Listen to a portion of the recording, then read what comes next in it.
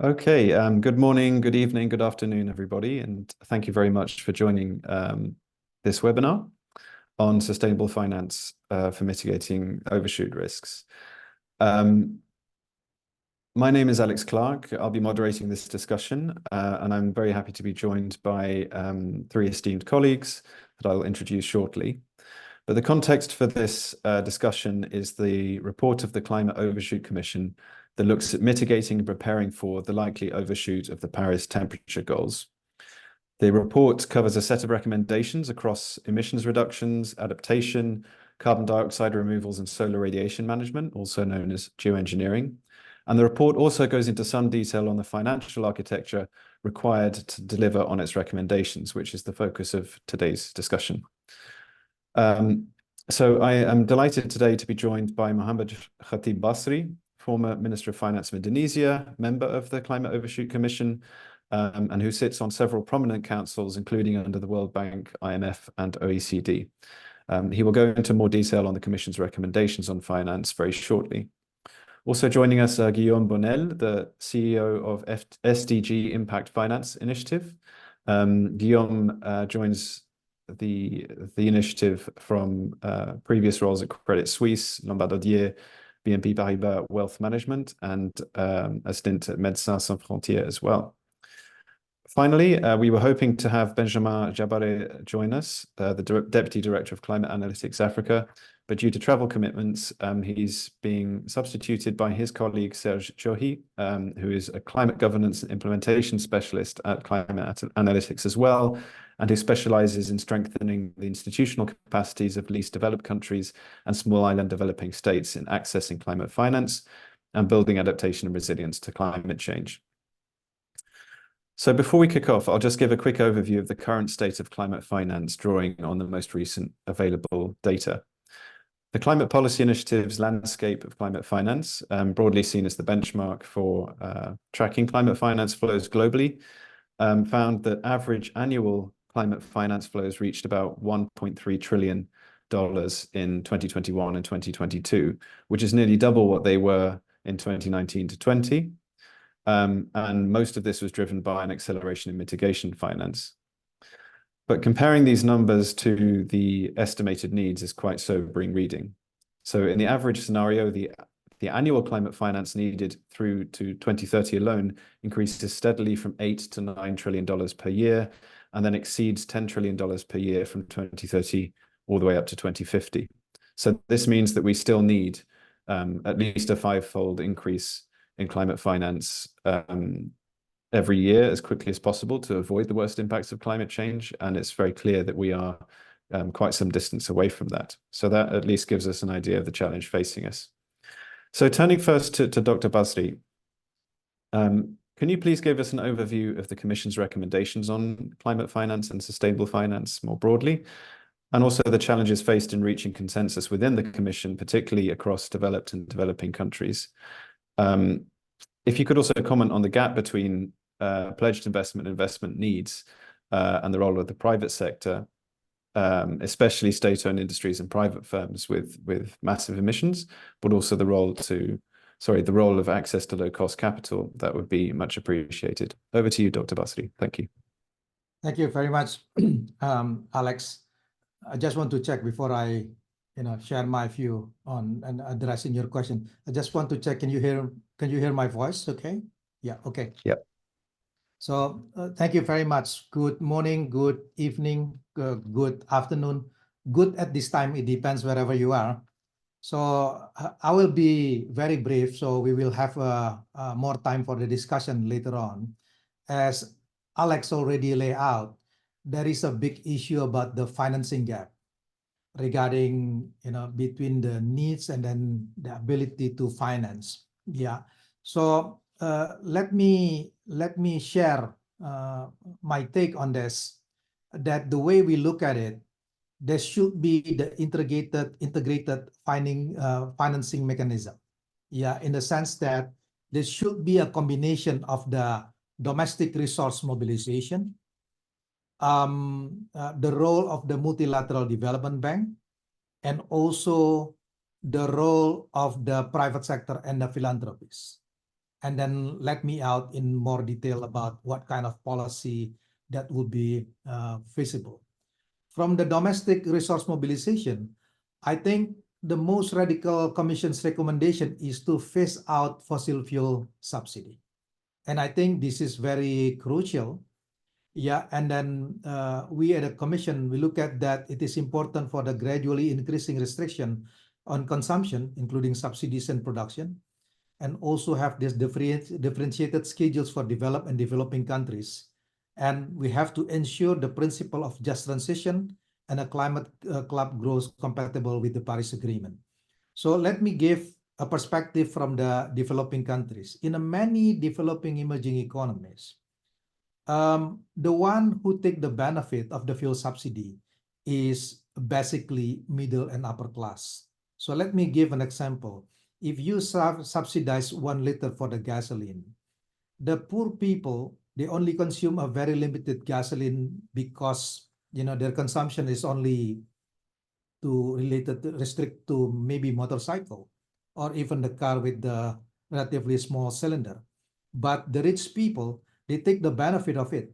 So the study done by IMF, it shows that it is the rich who take the benefit about 6 times higher than the poor people in terms of this fuel subsidy. Yeah, so this is a very crucial. If emerging developing economies or many countries all over the world could reduce the fuel subsidy, yeah, I call this policy is a triple win. It's good for environment, it is good for poor people because we can use this money to support health, for example, or education, or to support the social protection. And this is good also, definitely good for climate because it will reduce the demand for fossil fuel. At the same time, countries in the developing economies or the other part of the world can start to prepare also about the so-called, like the source of financing may come from the fiscal stimulus, like the carbon tax, or reducing the subsidies or the tax break from the dirty sectors into the green one. That's what I mean by domestic resource mobilization. But definitely we do understand that many countries all over the world, they have the limitation about these domestic resources. So that is why the role of the MDBs is very crucial here. Yeah, the Multilateral Development Bank. What the Multilateral Development Bank can do related to it. So I give an example. There is a need for the reform in the Bretton Woods institution. Yeah, they use the SDR. The idea is to extend the concessional loan, yeah, to the emerging developing economies in this process, making that projects that may be environmentally good or a green project, but maybe not commercially viable, by doing the so-called the blended finance or the social impact bond, or basically the innovative financing. If the Multilateral Development Bank can lend, use their hand to sort of like to provide the SDR, the concessional loan, and we can do the risking. This will attract the private sector to jump in. So because we do understand that the ability for the donor countries, the ODA, is also limited. So it is important for the private sector and the philanthropy to jump in. But the private sector will not jump in unless the project is commercially viable. So the role is how to do the de-risking. And this is the role of the Multilateral Development Bank become very crucial. The last but not least, because I will give more time for the discussion later on, we should also look at about some possibilities of the reform on the international organization, for example, like in the Basel. If the green asset will be considered as a high quality asset, then banking sectors all over the world will start to collect a green asset. This will reduce the cost of fund quite significantly. So making is more incentive, yeah, and then release a lot of funding to focus on the green investment on the finance sector. Before I conclude, I always believe that based on the some studies that's been undertaken, it is true, because I mentioned about the principle of just transition. It is true that maybe the key issue is about the adjustment process, because some countries they probably have to sacrifice, especially the resource-rich countries. There is a risk that the decline in output. But with the new investment on climate, with the green project, the end result will improve the GDP and also will create jobs. So that is why I do understand that it is a big challenge for the financing of the climate. But if we do it in the principle of the just transition, gradually, I do believe that we can achieve the target, especially what the Commission has been mainly focused to avoid or to try to put all the effort for the so-called the climate overshoot. So Alex, I leave it here over to you. Thank you very much. Thank you for the comprehensive overview, Dr. Basri. I think we'll come back to the role of institutions and institutional reform shortly, but just before doing that, I'd like to try to situate this discussion within the context of international climate negotiations, partly because one of the reasons for the Climate Overshoot Commission's existence in the first place is to provide a forum outside of those that context and those institutional and political constraints to have an open discussion. So turning to Mr. Bonnel, at the last COP, COP28, the parties adopted a global climate finance framework which called for $7 billion of transition investments by 2030, which sounds impressive, but in the context of the numbers that I gave at the beginning of this conversation, it seems relatively paltry. So is it your view that these sorts of commitments, which are nominally mostly public finance, make any difference, not just in light of the failure to meet the commitments of the past by the international community, but also some of the elements that Dr. Basri highlighted over de-risking, blended finance, the role of the private sector, etc. Should we be looking to these sorts of commitments to provide the impetus needed to unlock private financing? Or should we be thinking about this in an entirely different way? Over to you, Mr. Bonnel.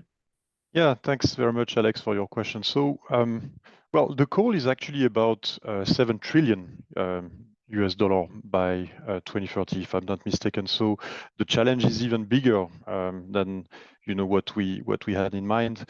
And I think we have reasons to be optimistic in one way, and this is the fact that we have now an increased understanding and awareness about the topic of climate change. I think nobody or very few people do not realize that climate change is actually happening, and there is a consensus, there is an international consensus, people know.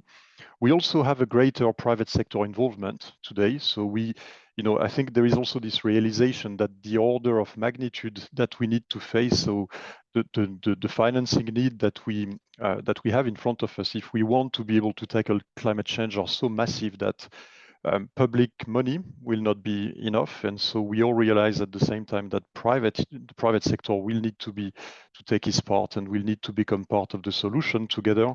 That's the only pool of capital that is large enough to actually bring substantial solutions.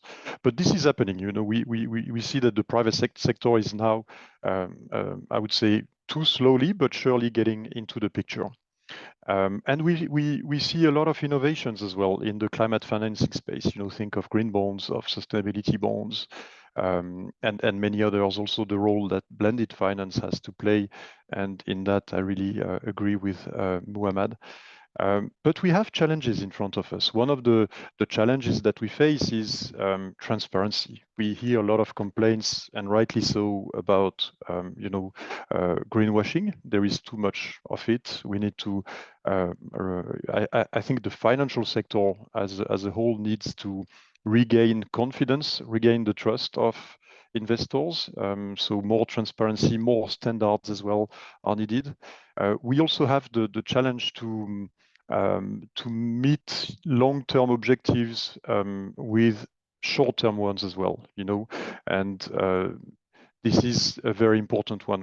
We need to make sure that we consume less fossil fuels, that we emit less CO2, while also making sure we can continue with the economic growth, the current economic growth and development needs especially in some countries, and also be able to mitigate that climate change immediately. So we have long-term challenges and more short-term challenges, and we need to be able to reconcile those two time perspectives, I would say. And in the short term, we have very big geopolitical problems, right? We have wars, as you know, in Ukraine, in Israel, and so it's like, you know, we have a challenge as well in terms of what is important today versus what is most important overall. And of course, you know, people are focusing on those immediate problems, while we have this even bigger issue coming on top of it, which should be a priority. So what do we need to do about it? I think, you know, we first of all, and this is also taking place, but we need to create a real international governance around climate issues. Climate change is global, and this is probably the first real global challenge that we face, you know, as a species, almost, if you look at humanity altogether. So we need, as every problem, right? If we want to find effective solutions, we need to build a governance around it, and we have started. This report is one of the emanations of that, but we need to reinforce it. So I think we need to look at SDG 17 very closely, this partnership for the goals. This is actually a key one, sometimes disregarded, but the solution will have to come through partnerships. We need to put the right people together around the table to find the right solutions. And of course, part of those solutions will come from the way we organize our policies, regulations, and they need to be consistent across different countries. Yeah, coming back again on that idea that was raised by Muhamad, I think we need to rethink deeply the use of public money and the role of DFIs and yeah, all development banks. You know, we come from a situation where I think those DFIs are trying to solve the issues directly with a pool of cash that is way too small to do it, and so we would be smart, I would say, collectively, to use this pot of money to attract the much larger pool of private capital instead. So let's redirect public funds in a way that we can actually catalyze private money into climate finance, especially, and also all of the SDGs. Thank you very much. If I may, just a very quick follow-up. The policy and regulatory argument is well rehearsed and is well known, I think, as well. But in terms of actually, you know, what sort of mechanisms, what sort of structures work today, tomorrow, next year, what are your views of, I'm just using this as an example because it's quite high profile at the moment, but the Just Energy Transition Partnership model, which is being applied in Indonesia, Vietnam, South Africa as well. Do you think this sort of approach is one that will work? Because it seems to combine a lot of the elements that you've highlighted, but at the same time, perhaps it's not enough, or we still need to be criticizing ourselves about how we're developing these sorts of models. So I think it's part of the solution, but well, as you know, I'm not a policy specialist. I'm coming more from the private sector. So I think a lot of solutions can be found on the innovation side of things as well. But you know, overall, everything that governments can do to push that, to incentivize private money to flow into solutions that have to do with climate change, and also to prevent flows of capital going into fossil fuels, like you mentioned it, but stopping the subsidies, for instance, is a key one. Everything that goes into that direction is key, and I think, you know, we come from a very liberal overall period of time in the story of the economy.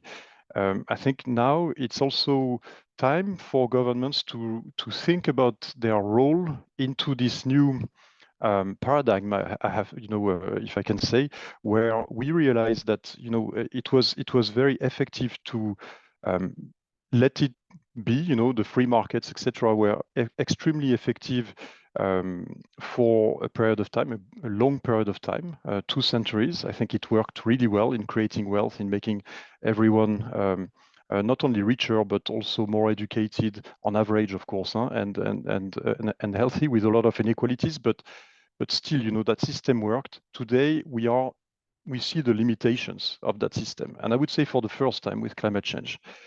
We will see other problems coming very soon. The loss of biodiversity, we see that already, and others. The fact is, we come into a period of time where we realize this economic equation that has been working for 2 centuries don't work anymore, because we are operating into a finite environment, and we start seeing very much the symptoms of that with climate change. So now is the time to reinvent our economic system.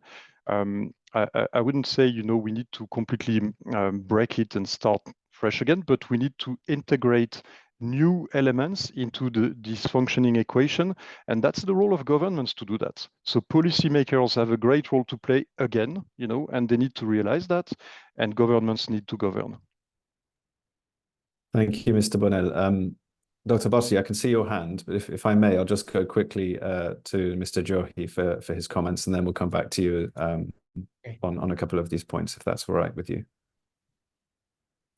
So, Mr. Djohy, I just wanted to ask you, in rounding out this part of the discussion, about specifically the challenges that lower middle income countries face, many of which are in Africa, many of which are constrained by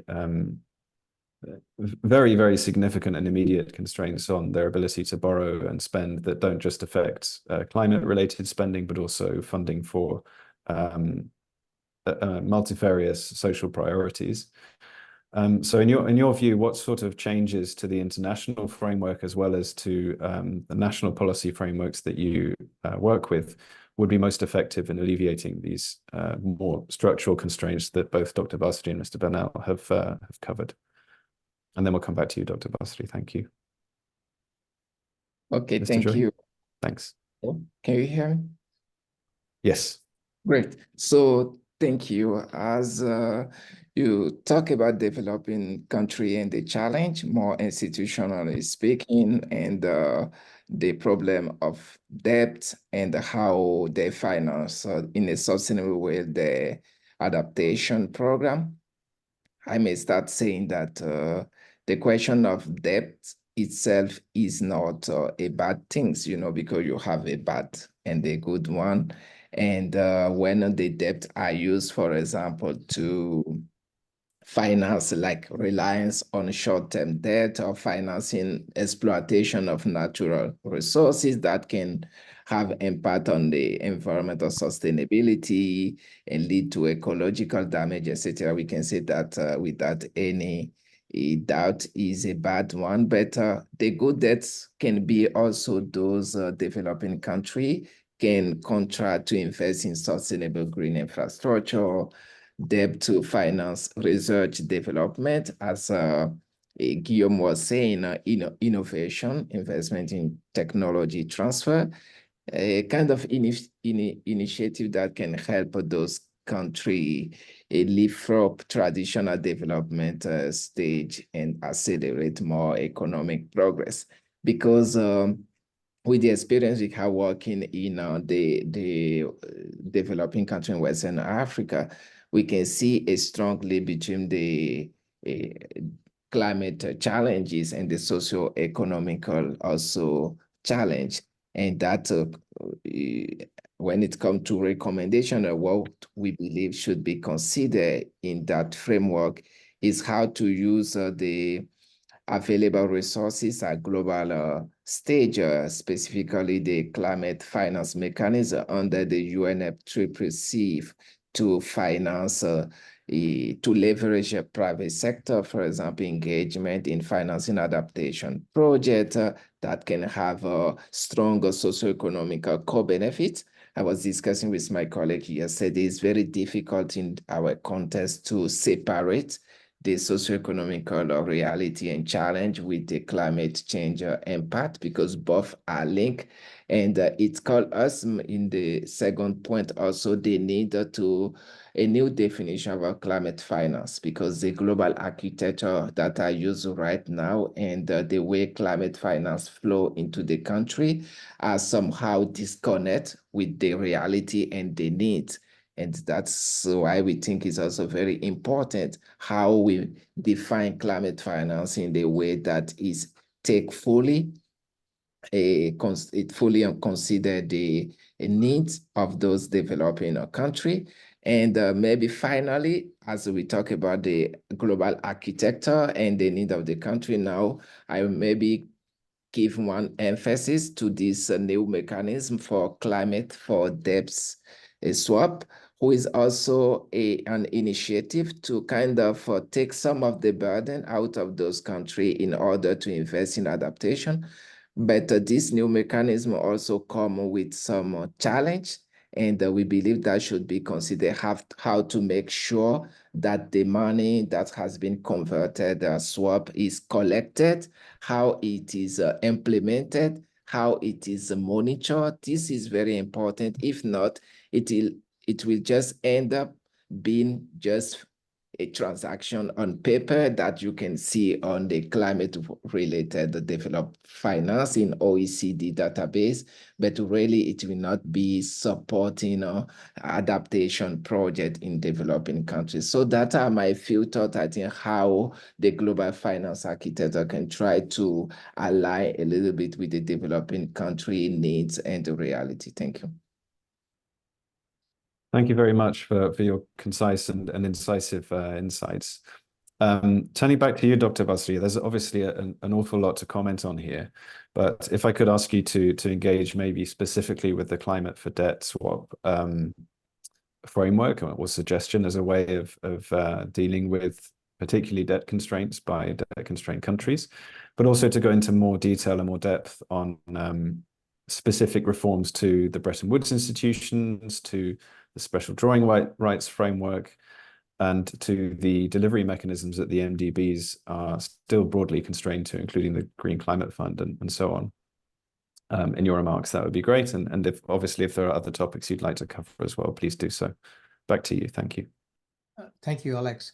Before I respond to your question regarding the reform on the Bretton Woods institution, I just want to add, because to respond to your question to Mr. Bonnel, I couldn't agree more with what Mr. Bonnel said regarding the role of the policy in terms of this implementation of the just energy transition. I just want to add one thing from the policy maker perspective. We probably have to look at this issue from the demand and supply. Yeah, and this also has to do related with your second question regarding the debt swap issue, the reform in the Bretton Woods. The biggest challenge for the emerging developing economies is not only come from the supply side about the financing. Yeah, we can talk, we discussed earlier about some possibilities to explore the source of funding. May come from the domestic resource mobilization, innovative financing, work with the multilateral institution, reform in the Basel, for example. That's on the supply side. But the biggest challenge for the emerging developing economies, that is why a lot of difficulties regarding the energy transition is also come from the demand side, the ability to deliver. And that's exactly what Mr. Djohy mentioned. Yeah, the ability to deliver. Even though you give money, there is no guarantee that this money will end up with something towards this green transition. So that is why it is very important not to look at this issue not only from the perspective of the available financing, but also project preparation. Yeah, for the many emerging developing economies, we have to make sure that the project preparation is there, all the projects in the pipeline is there, because in my previous position, I've been experienced, we have the money is there, but it's very difficult to get to find the origination in which the project is climate friendly. it's green friendly because there is not much ability to deliver. And this also related to what Mr. Bonnel mentioned. He mentioned about the importance of the transparency. This will require, the skill from the emerging developing economies. So the way I look at it, this is the combination of the demand and supply. The supply side, we are talking about financing, but the demand side is ability to deliver. And the role of the multilateral development bank here is not only by providing funding, but also perhaps to think how to improve the capacity building. The biggest challenge with this is related to your second question about the project come from the Multilateral Development Bank. They will only provide the capacity building if this project is come from them. Yeah, what about if this project, come from somewhere else? Until today, there is no specific instrument that the Multilateral Development Bank could lend to emerging developing economies for the capacity building in which their project not come from them. Yeah, so that is why I think it is important to look at this issue more on the holistic view. And you mentioned about the reform of the Bretton Woods. I think we made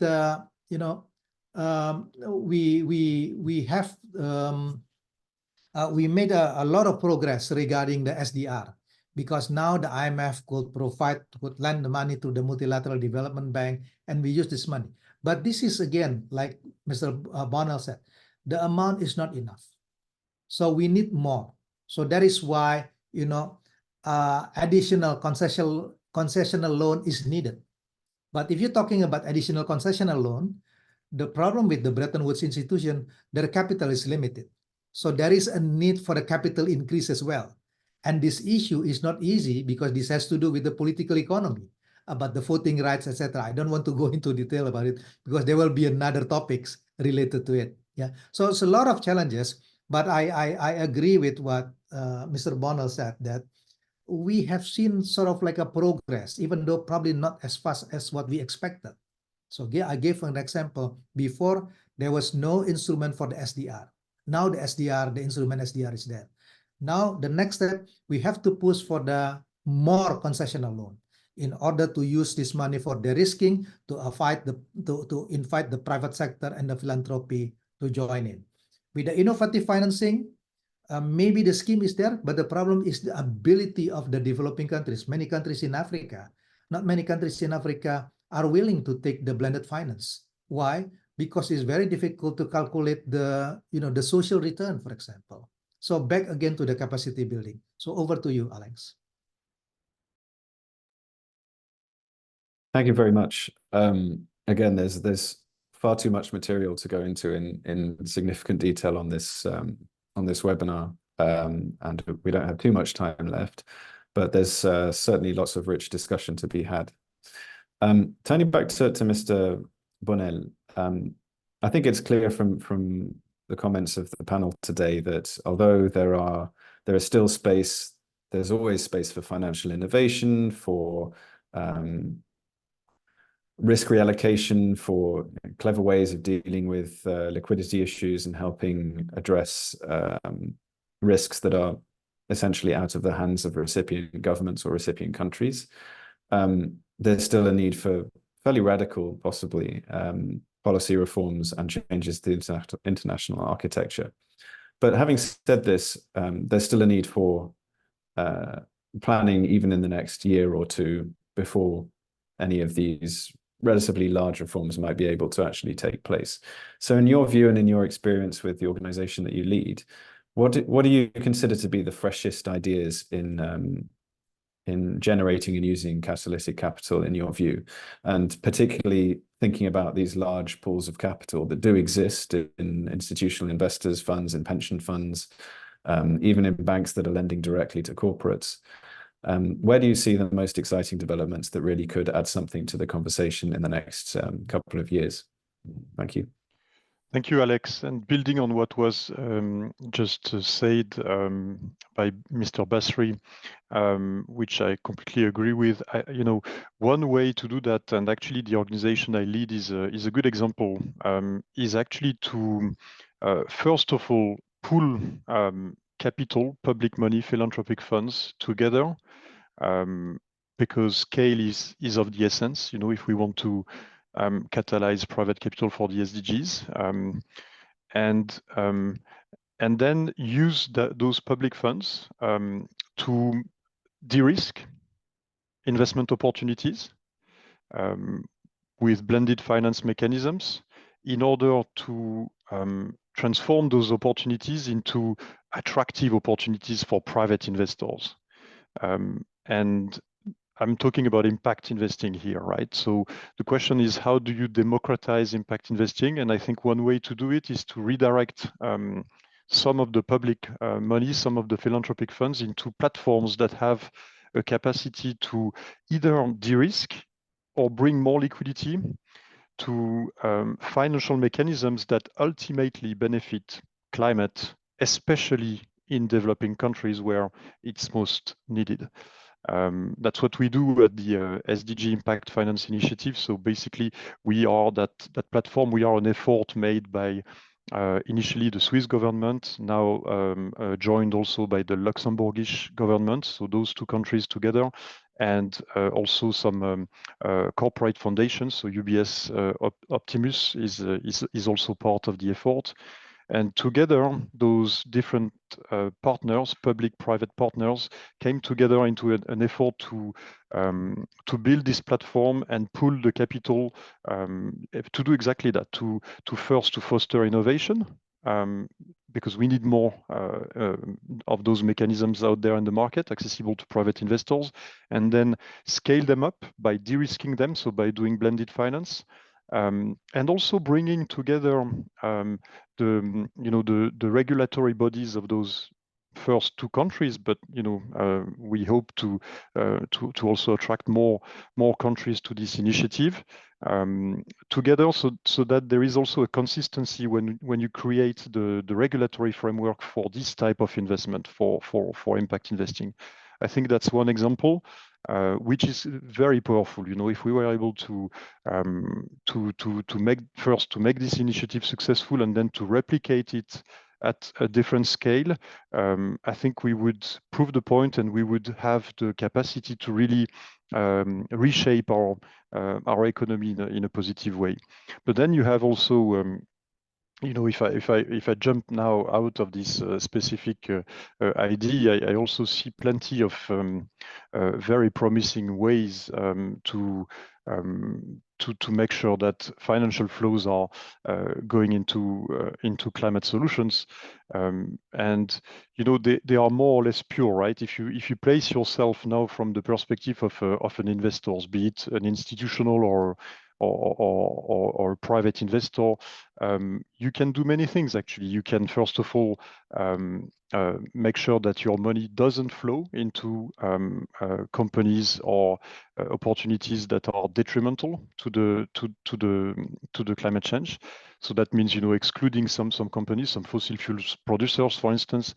You can make sure part of the portfolio is invested into green bonds, into impact investing solutions, and you can also use your investment to advocate for a change, and that's also quite powerful, right, outside of the policy. But the role of investors can be very powerful in shaping the economy through engagement strategies.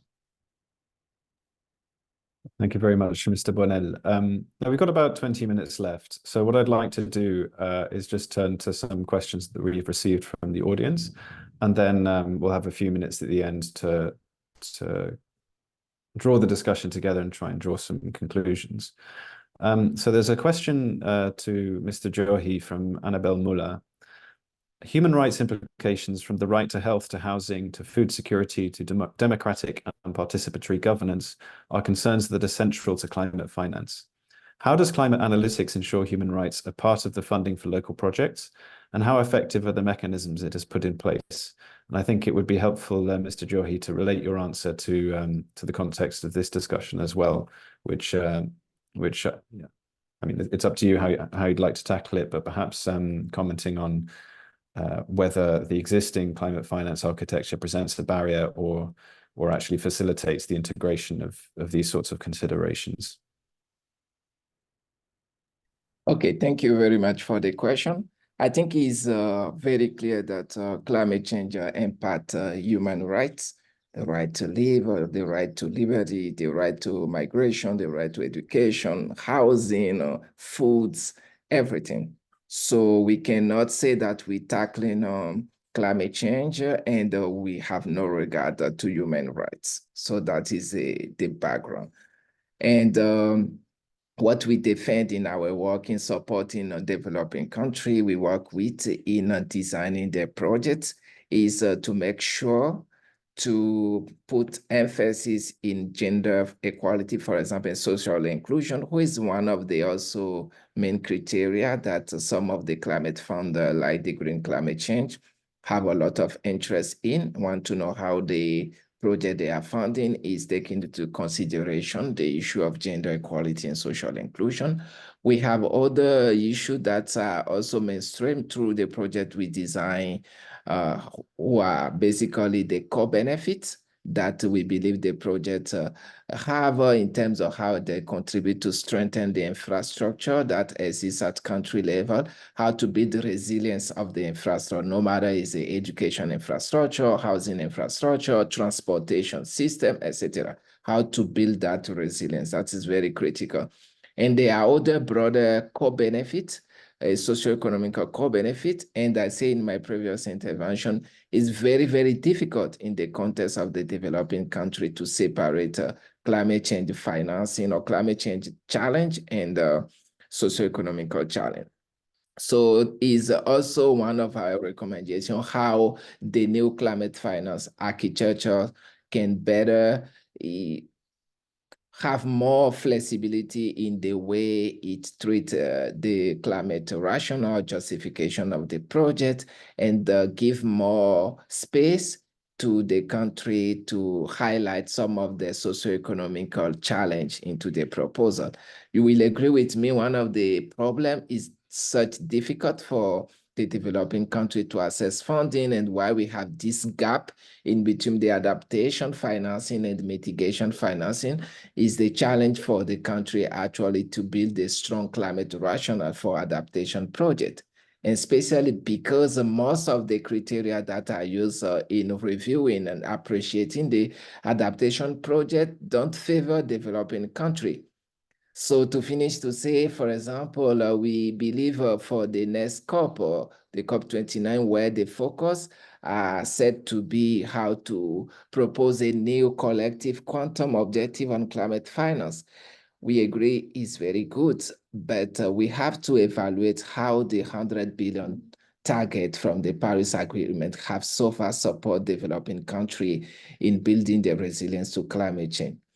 And quickly, we will come to the conclusion that the question is not about the target, it's not about how much we decide to collect. Of course, it's good, but how we ease the access to those facility of fund to developing country, and what we are also financing into those countries. Are we financing the right sectors that the country needed to increase their resilience to climate change impact? So those are the way we can ensure that through the financing mechanism we are putting in place, we are supporting human rights and socioeconomic development into low and middle income country. Thank you. Thank you very much. We've had a few more questions. I'll just move to one that's quite related to the one that was just asked, which is extending the principle of rights to intergenerational equity as well. So I'm not sure who on the panel would like to address this question, but the question is, what mechanisms exist to ensure that climate finance is aligned with intergenerational equity, ensuring that future generations are not disproportionately burdened by the impacts of climate change? Who would like to take that? Alex, I'll try to respond that, but before that, I just want to add something. Yeah, related to the previous question, I couldn't agree more with what Mr. Djohy said. I just want to add, this is again from the policymaker perspective. I think it is important to emphasize, to highlight that there is no one-size-fits-all policy, because it really depends on what really happened on the ground. Yeah, jokingly, I said that if the institutions still in Jurassic Park do not come up with the policy recommendation like a Star Wars, it's not going to work. So in the short term, what we need is a best fit rather than best practice, and try to do reform in the medium and the long term to go for the best practice. Yeah, because so many things on the ground, especially related to the emerging developing economies, their capacity is not there. So we have to be passionate enough. So that is why the transition, the gradual transition is a very important one. So I just want to add things. Now to the second question about the create a burden. Yeah. The way I look at it, this is the multifold issues that need to be addressed, not only from the domestic perspective, but also international perspective. Yeah, Mr. Djohy mentioned about the debt swap. Yeah, I think that's also one way, because many emerging developing economies, we have a very limited resources. So our fiscal space is not, is not enough to do it. So we need, the implication is there will be a sort of like additional burden of debt. Probably the budget deficit will increase. The question is, this cannot be resolved bilaterally within country. So that is why there is a need for the discussion at the international level about the debt implication to it. Otherwise, it's going to create a burden for the future generation. And one way to solve this problem is exactly what Mr. Djohy said about the debt swap. So there is an incentive to use the debt more on the issue of the green. Mr. Bonnel also mentioned about this, if the role, the ability of the government is also limited, the role of the private sector. Yeah, because I can imagine a country like many countries in Africa, in which their debt to GDP is very high. The fiscal space is not enough. If they need to come up with a new project on climate. Yeah, it will be very difficult. So there is a need a discussion about the to extend about the concessional loan to attract the private sector. Last but not least, and this is also very important regarding the in order not to create an additional burden in the future, exactly what Mr. Djohy said, a co-benefit. Because honestly speaking, I hate to say this, but for many emerging developing economies, climate issue is considered as a luxury goods, because they are busy to deal with the day-to-day problem of poverty, of poor quality of education, poor quality of infrastructure. So you have to link this issue with the development. Otherwise, they won't put the priorities. So that is why the co-benefit is very important. So for example, if you can come up with the project, provide the labor-intensive program for mangrove. This is good for environment, and this is good for the social protection. Yeah, so that kind of activities, somehow can provide a fiscal space, but of course, there is a important discussion and collaboration at the international level. I leave it here. Over to you, Alex. Thank you very much. We're down to the last 10 minutes or so, and what I'm going to do is I'm going to combine a couple of the additional questions that we've got with the last theme that I wanted to touch on. So the elephant in the room when it comes to climate finance discussions is very frequently flows of misaligned or dirty or brown or grey finance, meaning high carbon finance.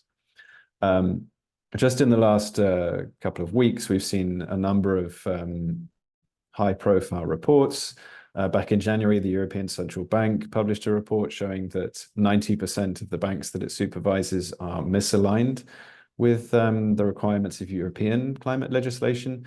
And just in the last couple of days, a report that's been widely circulated on the news has uncovered just the extent to which European companies, primarily oil and gas companies, are continuing to fund high carbon activities in exactly the same countries that face the most stringent constraints in financing their transition to net zero. And many of whom are also more vulnerable to the impacts of climate change. So at the same time that we're dealing with structural changes needed to unlock green finance, what do we need to do to stem the flow of misaligned finance? And I think it's fair to say, given the annual flows of carbon emissions globally at the moment, that this is an extremely pressing problem. Back when the Climate Overshoot Commission was formed, we weren't quite at 1.5 degrees Celsius, but we really are clearly there now, and it's extremely likely, if not almost certain, that at least the more ambitious Paris Agreement target will be breached. So what do we do about high carbon finance? I think I'll turn to Mr. Bonnel first, if that's okay, and then we'll have concluding remarks from the other panelists. Mr. Bonnel. Thanks very much, Alex. So, I think first of all, we need policy support. You mentioned it at the beginning of the conversation. We need to phase out fossil fuel subsidies. We need to do it fast. That's the first one. Then we need also policymakers to incentivize more sustainable investments, more fundings of climate solutions. The key problem of our financial system today, I think, lies in two things. First of all, the fact that as a species, human beings seem to be, we are greedy people.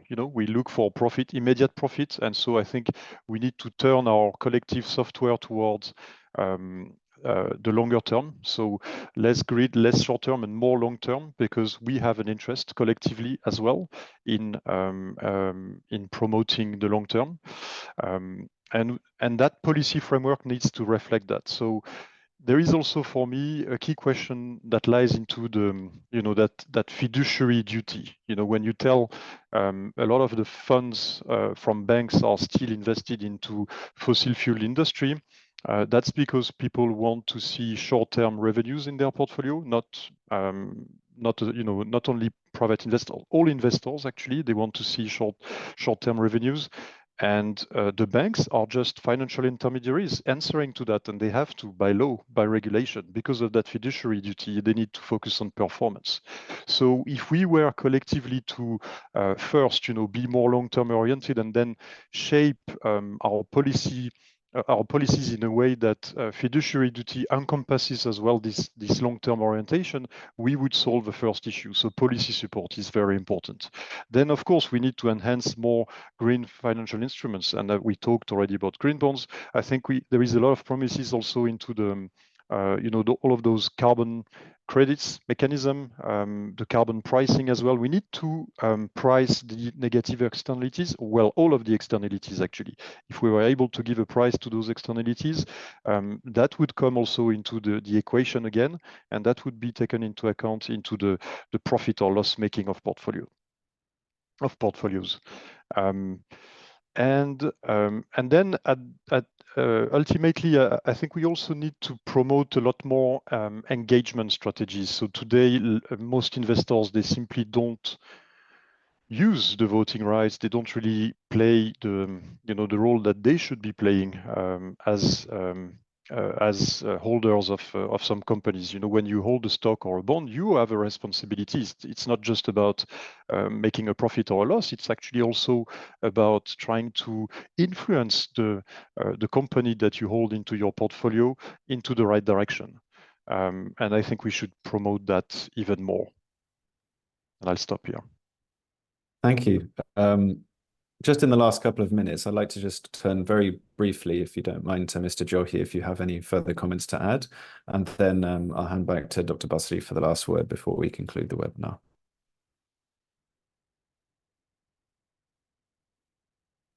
Mr. Hello. Djohy?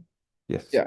So yeah, in maybe my final note, I believe that both for developing and developed country, we should keep in our mind our 1.5 degrees Celsius targets, and the consensus from the UAE at the COP28 as something we should we have some work to do in order to stay into that target. And the recent temperature record that has been observed in recent years have also definitely shown some worry and prove that we should act and act more.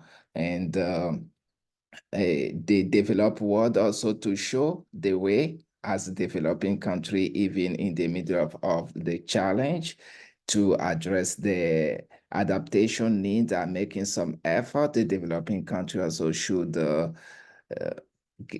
be the example when it comes to do the policy in order to stay into that global target. So that should really be the priority and the focus in the negotiation, the coming negotiation to implementation of those consensus, and in order to review if the language that has been used, it's something that to be reconsidered, because the policy that will be adopted at the global scale will somehow motivate the action the developing world will also follow and implement.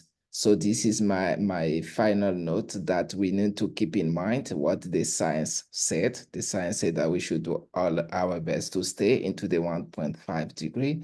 And while also we are working towards strengthening our adaptation and resilience capacity. So let's mobilize the global finance architecture and all the means we have in technology transfer capacity, but trying to work toward that global and ultimate goal. Thank you, Mr. Djohy, for the reminder that we need to make sure that we're keeping the financial and real economies very much linked in our heads, and staying aligned wherever possible with what the science is telling us. We have a couple of minutes left, so Dr. Basri, if you'd like to wrap up the conversation with anything you'd like to add, and maybe trying to summarize your view on what we've heard today, that would be much appreciated. And once you finish speaking, we'll wrap up the webinar. Over to you. Thank you. Thank you very much, Alex. I think we heard that there is a risk of the climate overshoot beyond the 1.5%. And the implication is not only from the impact, but the impact to the people, but also this will require a greater needs for financing. So that is why it is very important for us to go extra mile to make sure that we can achieve the target. We try to minimize the possibility of this climate overshoot. So one thing that I mentioned in my remarks, and this is the recommendation from the Commission as well, it is very important to look at to phase out the subsidy on the fossil fuel, because this is something that could be done within short period of time. I call this a policy as a triple win. It's good for the economic policy, good for poor people, and this is also good for the environment. So let's start with to create a success story. Once we've been able to create a success story, we move to the more complex and difficult issue. And last but not least, we have to address this issue more in the integrated way, more in the holistic way. Yeah, I do understand it sometimes sounds like easier to be said than done, but we don't have any other option. We have to do it. Thank you very much. Thank you. We're just about on the hour now, so I'd just like to thank our panelists for joining us, and those who are on the webinar for joining us as well. Hopefully that gave everyone here plenty of food for thought, and we look forward to following up in future. Thank you.